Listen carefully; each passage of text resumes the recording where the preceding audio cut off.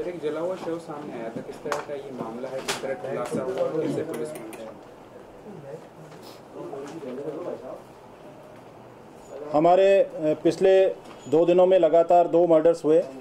परसों एक भांकरोटा थाना इलाके में मर्डर हुआ, कल एक मुरलीपुरा थाना इलाके में मर्डर हुआ। दोनों पहले तो बॉडीज़ भी अज्ञात थी और बॉडीज़ की हमने पहचान की और उसके बाद मुलजिमों तक पहुंच के हमने उनको गिरफ्तार किया। भांकरोटा थाना इलाके में परसों सुबह करीब 7:30-8 बजे के आसपास एक फ़ोन आया कंट्रोल रूम में कि केशुपुरा एक जगह है भांकरोटा थाना इलाके में, वहाँ पर एक खाली मैदान है। उस खाली मैदान में एक व्यक्ति का जला हुआ शव पड़ा हुआ है। मौके पर हमारे SHO, उनकी टीम, ACP, मैं खुद वहाँ मौके पे गया, वहाँ मौका मुआयना किया तो डेड बॉडी लगभग 90% से ज़्यादा जली हुई थी और उसकी हड्डियाँ दिखाई दे रही थी, मांस दिखाई दे रहा था, चेहरा बिल्कुल भी पहचानने की स्थिति में नहीं था।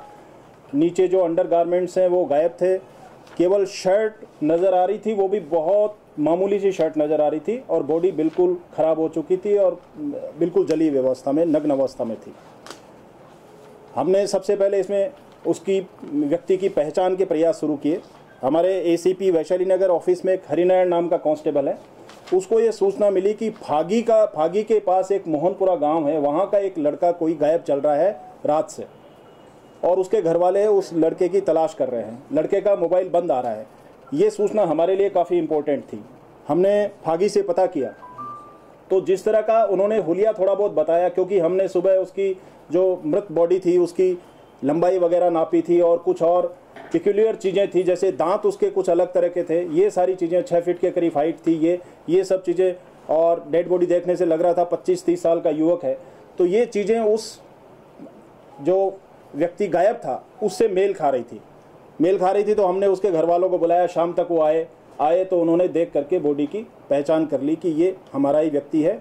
शर्ट पे कुछ पिक्यूलियर चीज़ें थी, उससे स्पष्ट हो गया कि ये वही व्यक्ति है।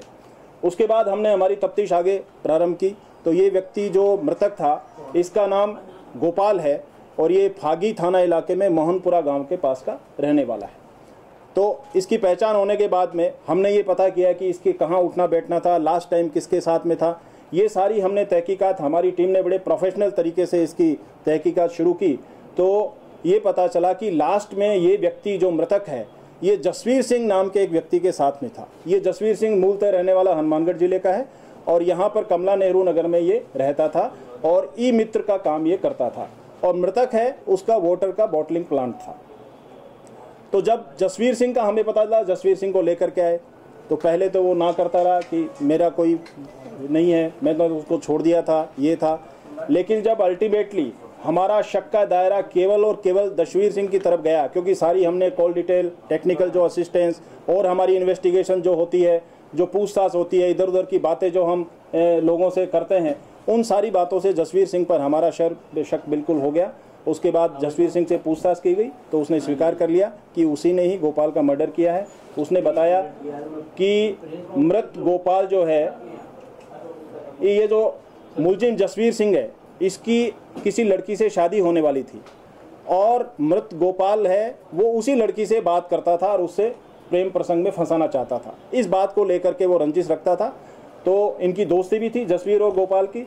तो जसवीर गोपाल को अपने कमरे पे लाया, कमला नेहरू नगर में जो किराए का कमरा था वहाँ पर शाम को लेकर के आया और उसने 7-7:30 बजे के आसपास कमरे में ही गोली मारकर उसकी हत्या कर दी।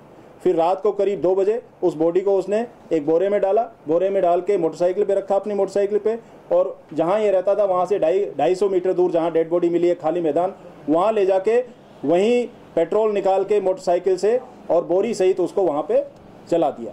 इस तरह की ये घटना सारी सामने आई है। हम और आज भी आगे इसमें तहकीकात कर रहे हैं। हमारे इस तरह से हमारी टीम ने प्रोफेशनल तरीके से इस केस का खुलासा किया है।